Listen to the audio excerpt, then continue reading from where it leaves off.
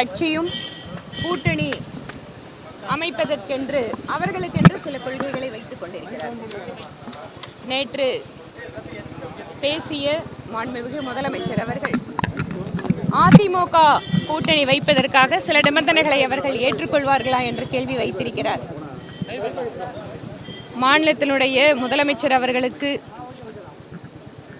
நினைவூட்ட விரும்புகிறோம். காங்கிரஸ் கட்சியோடு கூட்டணி வைத்திருக்கிறார், கம்யூனிஸ்ட் கட்சிகளோடு கூட்டணி வைத்திருக்கிறார்.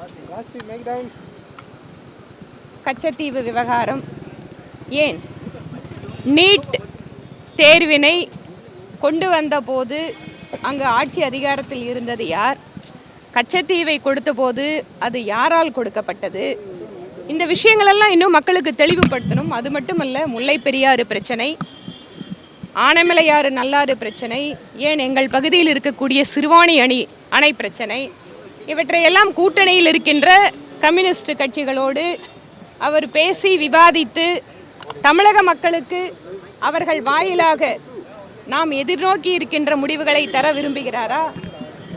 அப்போது இந்த கூட்டணியை பற்றி அவருடைய நிலைப்பாடு என்ன?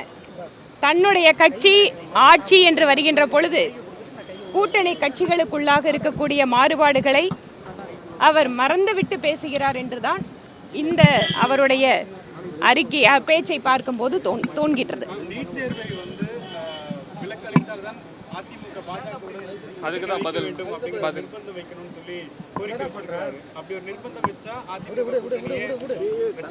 இங்க பாருங்க, கூட்டணி அமைக்கிறது யாரோட, எந்த கட்சியோட கூட்டணி, இதெல்லாமே ஒவ்வொரு கட்சிகளும் தேர்தல் நேரத்தில் எடுக்கக்கூடிய முடிவுகள்.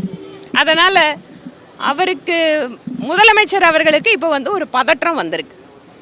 எதிரணியில் இருக்கின்ற கட்சிகள் எல்லாம் ஒருவேளை ஒன்னா சேர்ந்துருவாங்களோ அப்படிங்கிற ஒரு கவலையில மற்ற கட்சிகள் கூட்டணி வர்றதுக்கு இவர் ஏன் நிர்பந்தத்தை சொல்லிட்டு இருக்காரு? அந்தந்த கட்சிகள் அதை முடிவு பண்ண வேண்டிய விஷயம்.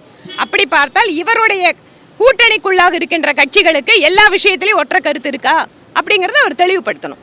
மேடம், செங்கோட்டையன் அவர்கள் நிர்மலா சீதாராமன் அவர்களை சந்திக்கிறாரு.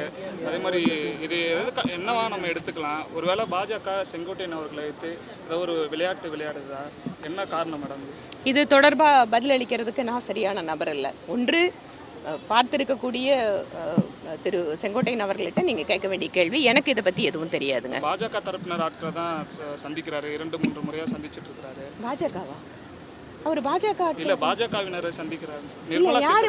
நிர்மலா சீதாராமனமா? மத்திய அமைச்சர், மத்திய நிதியமைச்சர். மத்திய நிதியமைச்சரை எல்லா கட்சிக்காரங்களும் சந்திக்கிறாங்க. இங்கே கூட திரு விசிகாவினுடைய தலைவர் திரு திருமாவளவன் சந்திக்கிறாரு. காங்கிரஸ் கட்சியிலேருந்து நிறைய பேர் சந்திக்கிறாங்க. நிதியமைச்சரை திமுக காரங்க கூட தான் சந்திக்கிறாங்க. அவங்கள யார் வேணாலும் சந்திக்கலாமே.